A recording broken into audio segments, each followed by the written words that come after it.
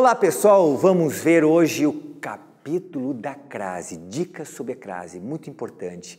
Rapidamente falando, crase na verdade é o encontro, via de regra, o normal é o encontro do artigo a mais a preposição a, né? Só que para ter o artigo a, tem que ter elementos que definam a existência do artigo a. Para ter o artigo a vai ter que ser uma palavra feminina. Então cai por terra aquela dica de que, cuidado, não vai crase antes de palavra masculina. Claro, é normal, né? Não tem um artigo a, né?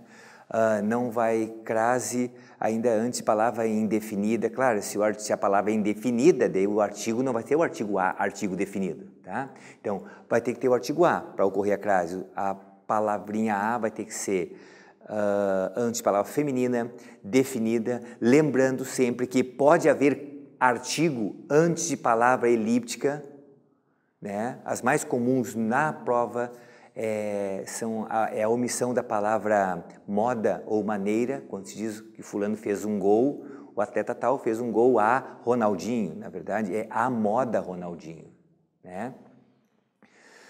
Além disso, não existe artigo antes da palavra casa, no sentido de lar, antes da palavra terra, em oposição a mar, antes do pronome de tratamento, e não existe artigo também entre palavras repetidas, portanto, jamais vai haver crase nessas quatro situações, né?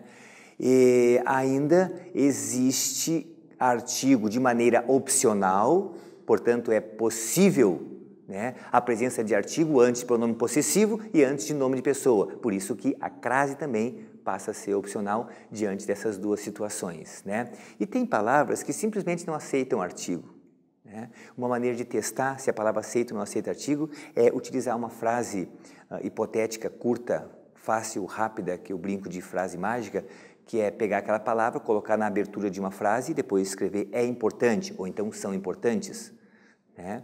Por exemplo, para saber se a palavra cadeira aceita artigo, é só dizer a cadeira é importante, tudo bem, aceita, é normal. Se eu disser cadeira grande aceita artigo, sim, ó, a cadeira grande aceita artigo, tudo bem.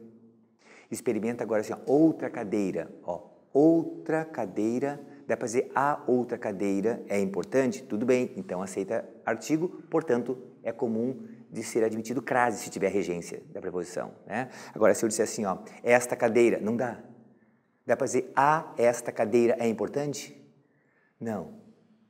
Se não aceita artigo, é impossível a presença da crase. Cada cadeira aceita? Dá para dizer a cada cadeira é importante? Não, tem que ser cada cadeira é importante. Esse joguinho assim já dá certo, ok?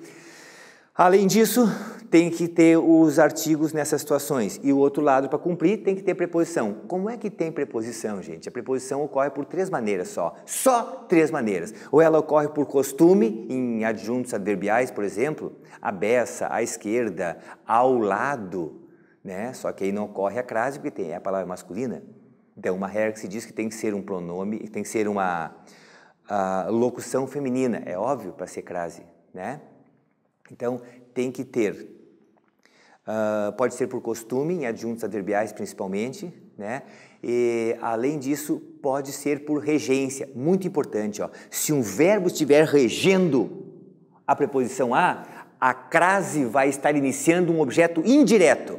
Por exemplo, entreguei o livro à menina, quem entrega alguma coisa a alguém, certo? Mas a crase também pode ocorrer por uma exigência nominal, por exemplo, quando for um complemento nominal, digo, graças ao amigo tal coisa aconteceu, graças à amiga, aí vai com o fenômeno da crase. Outro dado muito importante é o seguinte, ó, o nome daquele acentinho que existe, que a gente vulgarmente chama de crase, não é crase, crase é o fenômeno que ocorre, o nome daquele acento é acento grave, ok? Acento grave, certo?